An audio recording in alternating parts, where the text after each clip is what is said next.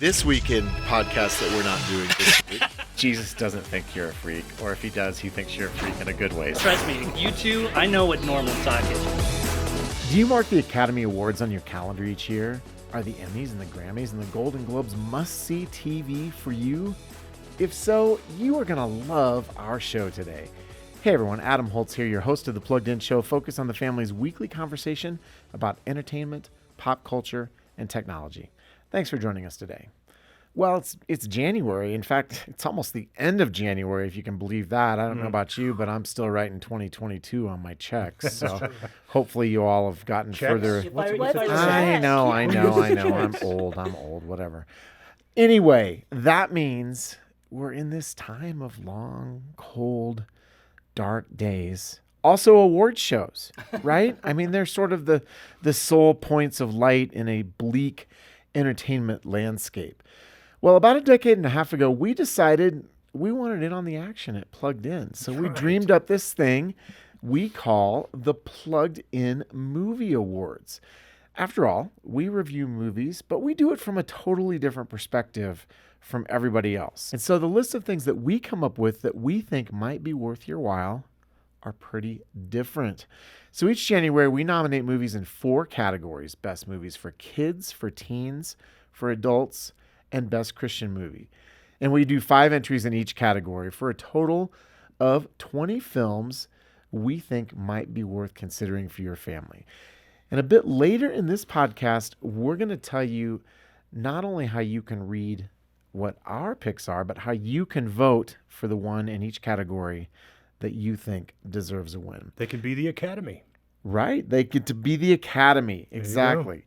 Joining me today are Paul Asay, Kennedy Unthank, Emily Chow, and Bob Hoos. Greetings, everyone. Hello to you. Well, we normally start with a sort of pseudo-personal question somehow related to the podcast.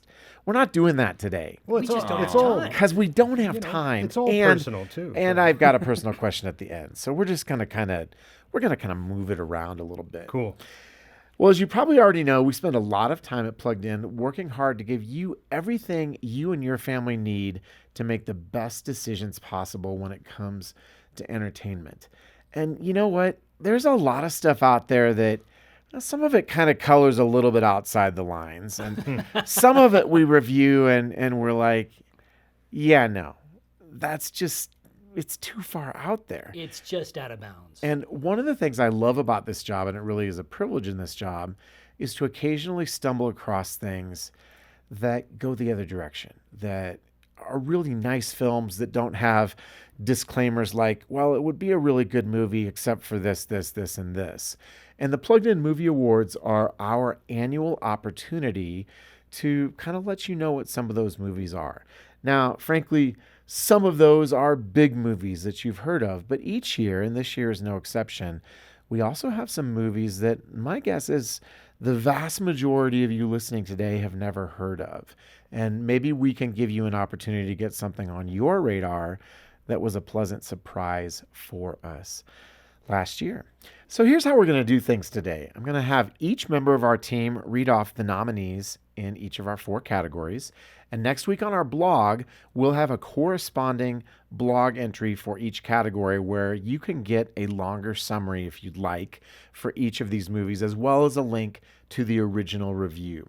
Then, all right, you ready? Are you guys excited? I'm ready. On Tuesday, March 7th at 10 a.m. Mountain Time, we'll be doing something we have never done before. We're going to be doing a live podcast where we will pick the winners in each category, and we'll tell you what your choice was as well. So mark your calendar for that because, well, I mean, live. Yeah. Unpredictable. How much more fun and unpredictable can it get? I'm sure That's we'll probably Maybe the need most a tame 5-second episode delay we've for ever the recorded. Plugged In. Limit to how many times No, we probably stumble not. over our words.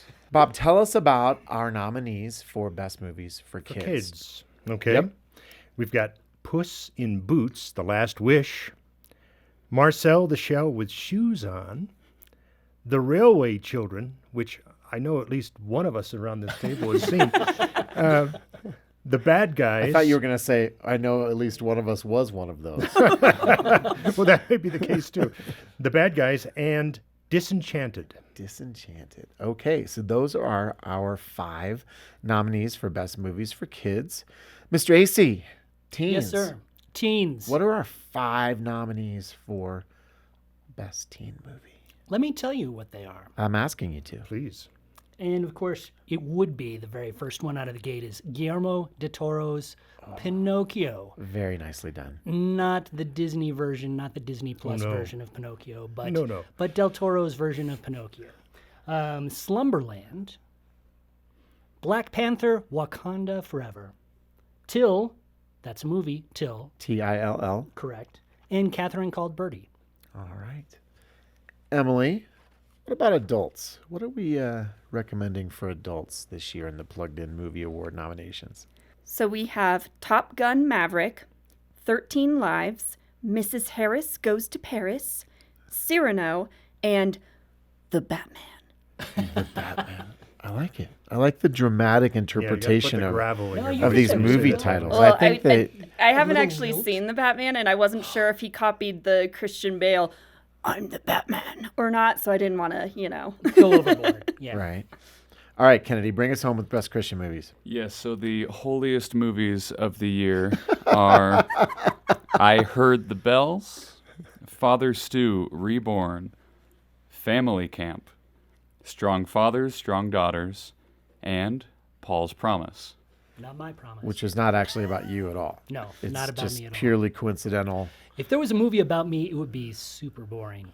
Super. I bet it would Paul's be like obsession I don't know. with it that. would be We're in one the of those rodeo, indie man. movies that never gets out of limited release, right? Exactly. All right. Well, that was a little bit mean, but I apologize, Paul.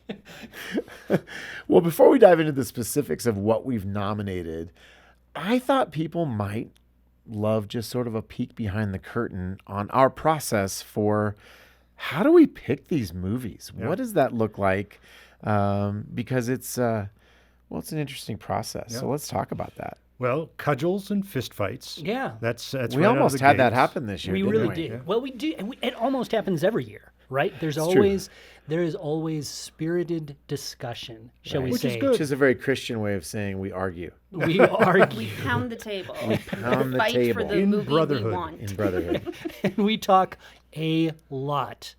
We talk a lot. This meeting where we hashed over all of these nominees, culled them from a whole much bigger list, took about 2.5 hours. Yeah. So it was an extensive time together, which is always a pleasure. Well, and the main reason is because there are pros and cons to each film. Right. You know, I mean, some films are,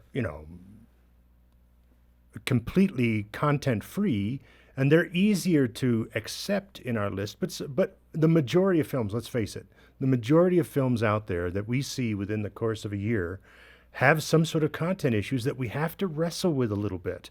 And I think in the context of what we do, we have to wrestle with those things. We can't just, in a sense, when we make our lists of movies, we're in a sense giving it kind of a seal of approval. Now we're not trying to do that. Right. But we have to keep that on our minds, because someone might perceive it as saying, okay, when we say Top Gun Maverick, let's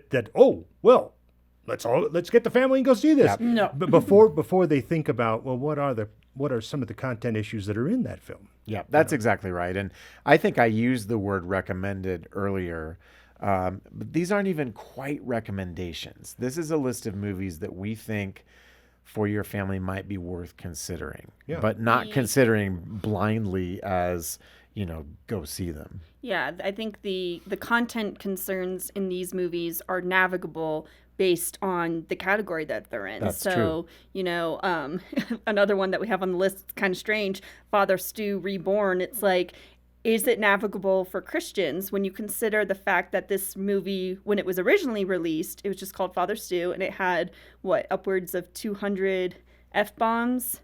And then Mark Wahlberg, he...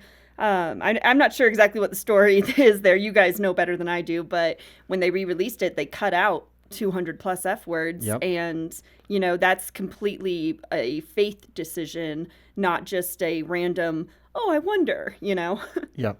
Yeah, and I think it's also important to remember that the movies we pick, some of them they slide in there real easily, where a lot of us around the table are like, oh yeah, that one's got to be in the top 5. Yep. Right. Other ones are debated, much more hotly debated, where we have 3 or Shoehorned, 4 that crowbarred. could really get that last spot. We also have to remember as well that we're not really basing these based off of which ones are getting the awards for the least amount of content concerns in them, but the ones that we think are most worthy of praise in both positive elements and lack of negative elements. Which have the best messages. Yeah, messages, and, right? And we're also looking for aesthetics too. I mean, we're Yeah. looking at good movies that we feel like you can enjoy.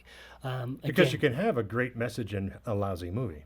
That's exactly right. So it's we bring together a lot of different things that we consider as we do these movies, and every year there's a number of folks who think we might have missed something. We encourage you to let us know what we might have missed. Tell us where we're wrong. Exactly. Here is Because- your invitation. Honestly, that's one of the beauties of this process, I think. Honestly, the 2.5-hour meeting that we had, this meeting that we have every year is one of my very favorites because of the spirited conversation that we have. And we want you listeners to join in on that conversation. Exactly. And I think I'll speak for all of us when I say favorite and meeting don't typically go in the same sentence. Certainly not in my together. life, yeah. Well, as you look at the list of movies this year, what stands out to you as trends or connecting points or commonalities between some of the things that we've nominated this year? I would say if we were going to look at themes, obviously what we have on this list, there is so much diversity in terms of the stories, the types of stories, even the feeling that these stories leave you with. But if I would make a guess, like if I can pull some themes that might fit a lot of these movies, one would be family, because we're all about family.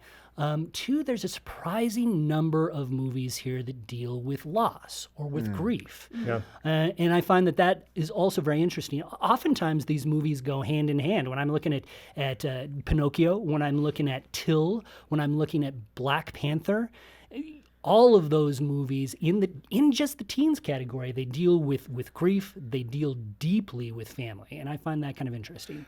Well, and I think as we're still emerging from this crazy experience we've all collectively had with COVID, it was a time of loss on so many levels. Whether you lost a loved one, I mean, loss in the most visceral sense, or just lost years, where you feel like, oh yeah, that was COVID, right? It was like we all collectively pushed the pause button. And I wonder, with some of those movies with themes like that, maybe there's an opportunity to go back and use a movie to talk about something like grief, something like loss. And I think that's one of our hopes with the things that we've put on our list, is that there's some opportunities to go deeper with themes like grief and loss.